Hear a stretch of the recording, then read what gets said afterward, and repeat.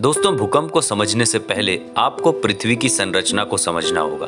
दोस्तों, हमारी पूरी धरती टेक्टोनिक प्लेट्स पर स्थित है।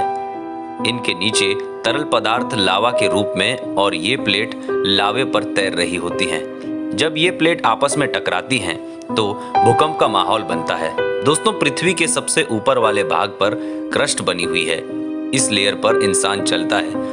बीच वाले भाग में मेंटल की लेयर आती है। इसके बाद आउटर कोर और इनर कोर आती है, जो पृथ्वी के सबसे बीच में होती है। क्रस्ट और मेंटल लेयर को लिथोस्फीयर कहा जाता है।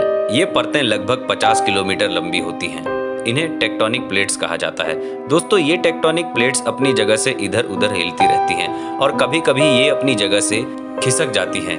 इसी कारण कभी कोई प्लेट दूसरी जगह खिसक जाती है। इसी कारण कभी कोई प्लेट दूसरी प्लेट की जगह चली जाती है तो कोई दूसरी प्लेट दूर हो जाती है। लेकिन कभी कभी ये प्लेट एक दूसरे से टकरा जाती हैं, तब धरती हिलने लगती है, जिस वजह से भूकंप बनता है।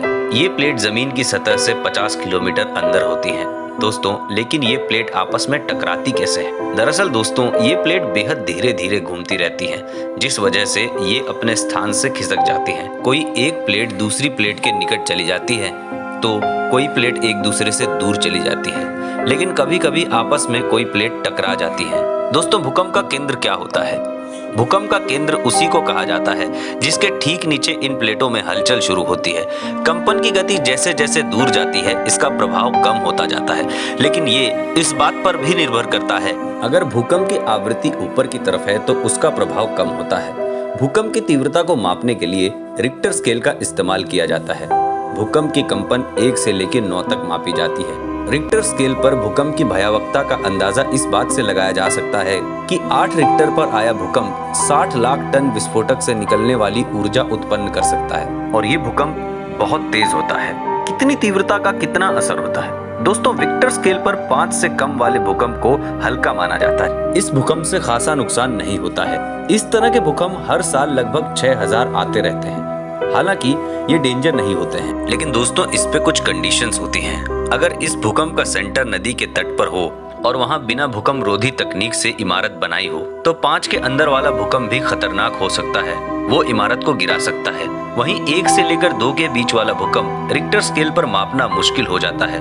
दोस्तों, 1 से लेकर 2 विक्टर वाले झटके महसूस भी नहीं हो सकते हैं। रिक्टर स्केल पर 5 से लेकर 5.5 वाले भूकंप मीडियम स्तर वाले भूकंप होते हैं और हर साल ऐसे 800 झटके रिकॉर्ड होते हैं।